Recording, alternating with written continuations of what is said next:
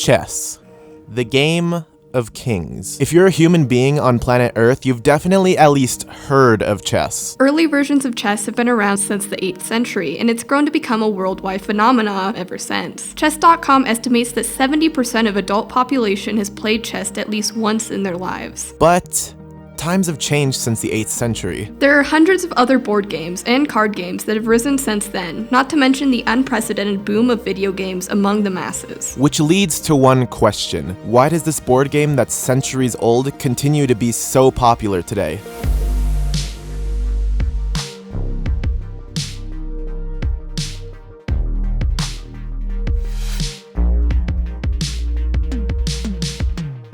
Looking for answers about chess and the culture behind it, we took to the Frontier restaurant. This locally owned restaurant is located in central Albuquerque, New Mexico. Here, they host the Coronado Chess Club, who meet every Wednesday to participate in fun, unrated chess games against each other. There would be a total of 2 rounds that night, and each player would have a 30-minute timer. But in order to get the full experience, watching from the sidelines just wouldn't be enough, which is why one of our team members, Carlos Rivera, decided to participate in the games as well. You're actually entered in the chess tournament, and you're out here preparing, right? Right, warming up as you should. Are you nervous for this chess tournament?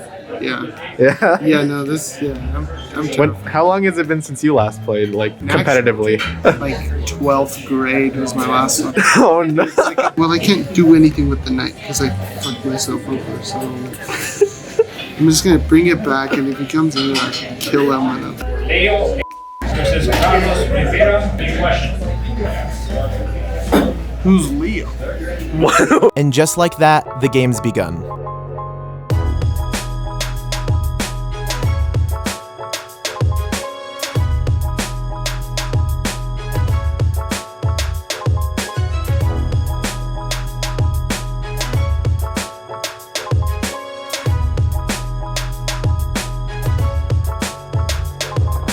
But before diving into the culture behind this timeless game, we first need to know how it works. So here's a rundown of the basics of chess. This is a chessboard. The board has 2 sides, the black side and the white side. Each side has an assortment of general pieces. Players take alternating turns, which they get to move one piece of their choosing. If an enemy piece is within range of one of your pieces, you can capture that piece and remove it from the board. These are the 6 types of pieces each player will be using. The pawn. The pawn is the most basic piece. It can only move forward, being able to move 2 spaces on its first move and only 1 space for every move after. It can only move 1 space diagonally if it's capturing an enemy piece. Each player gets 8 pawns. The rook. The rook is able to move an infinite number of spaces vertically or horizontally per move. Each player only gets 2 rooks. The bishop. The bishop is very similar to the rook. Like the rook, it can move an infinite number of spaces, but only in diagonal directions. Each player gets 2 bishops. The knight. The knight is the weirdest piece of the bunch. It has this sort of L-shaped movement pattern where it can only travel 2 spaces forward and 1 space to the side per move. This can be done in any direction though, not just forward. Each player gets 2 knights.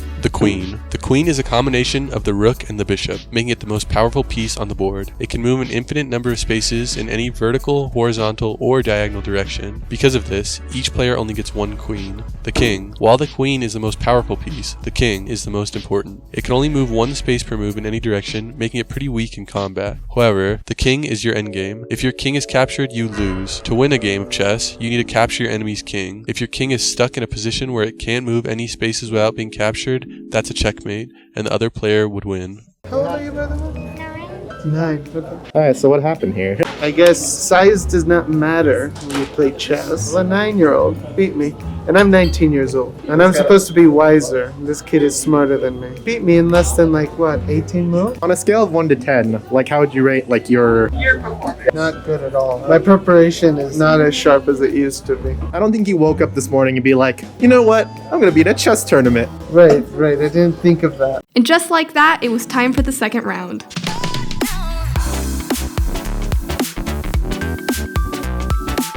And so I'm writing my times here, and then there's a couple places where I wrote plus and minus, so that's the valuation of the pieces.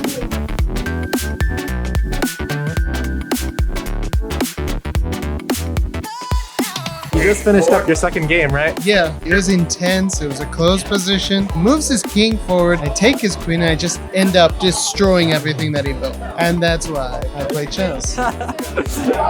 Kid, but you win against the adult. Because the kid is a savant. He's a genius. And us mere mortals, we make mistakes. As the last games came to a close, we talked to some of the members of the Coronado Chess Club about their experiences with chess and what's kept them around all this time. When did you start playing chess? I was about 6 years old. I was watching my cousin play when I was 16 years old, and I picked up the game from them. I was 16 too. I just got a chess set for Christmas. When I was little, probably like 7. Did you learn through like a sibling or were you self-taught? I actually had a friend from California and he kind of showed me the moves, so I learned how to move the pieces, and my dad knew how to play a little bit. I started playing with him, but I didn't really get serious about it until about 7th grade, and then I joined the chess club at my high school. At lunch, I would play chess. After school, I would play chess. So I was just addicted to the game. I studied like a little bit, not seriously, because I was doing sports in high school. When I had a tumor on my knee and it ended my high school football career, I was like, well, I need to do something with my mind. And so I joined my high school's chess club. Why do you guys play chess? For me, it's more than a hobby. It's like also feeds my mind, calms me down, how I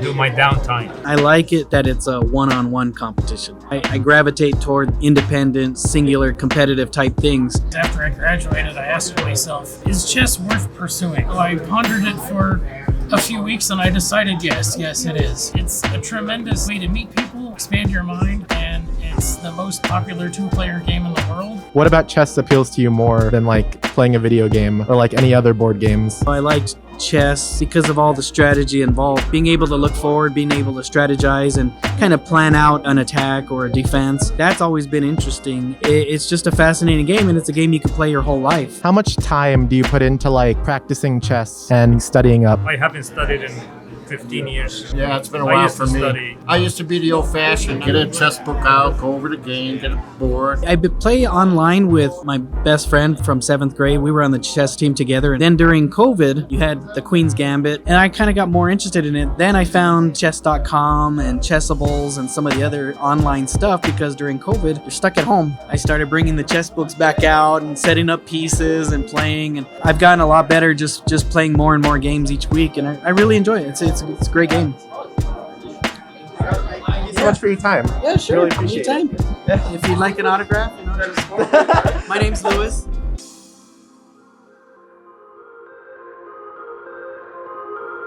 Taking part in the Coronado Chess Club taught us a lot about the culture behind this timeless game. Chess is more than just a game to a lot of people. Some use it in a therapeutic way. In a world of flashing lights and distractions around every corner, it can be nice just to focus on one thing for a while. Some use it to train their brains. Chess requires a lot of critical thinking and strategizing, skills that can also be used in day-to-day life. And finally, some use it to find a community. As we've seen by the Coronado Chess Club, a game like chess can build a community of like-minded people and provide a sense of belonging that you can't find in many other places. Even Carlos is planning on returning for more sessions at the Frontier in the future. I think the appeal of chess as a game comes from the no bullshit nature of it. It's not like a card game where it's quite literally luck of the draw, or like a competitive video game where there are dozens of factors that can influence the outcome. With chess, it's only a test of wits and nothing else. Each player has the exact same board with the exact same pawns, and whether you win or lose ultimately comes down to the moves you make, and that's it. If you're interested in getting into chess, there are a lot of resources available to you. One of the best is chess.com. It's a free platform that has hundreds of lessons, articles, and exercises to help you hone your chess skills. It also allows you to play chess with millions of other players online for free. There are also thousands of chess clubs across the US for you to check out. Websites such as nmchess.org and uschess.org can help you find a chess club in your area. This is the perfect place to connect with other chess lovers and practice playing chess in person.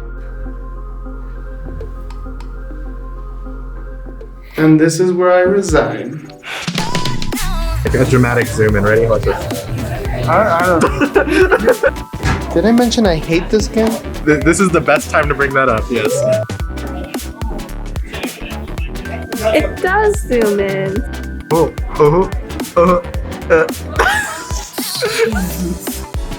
want to get some AG shots.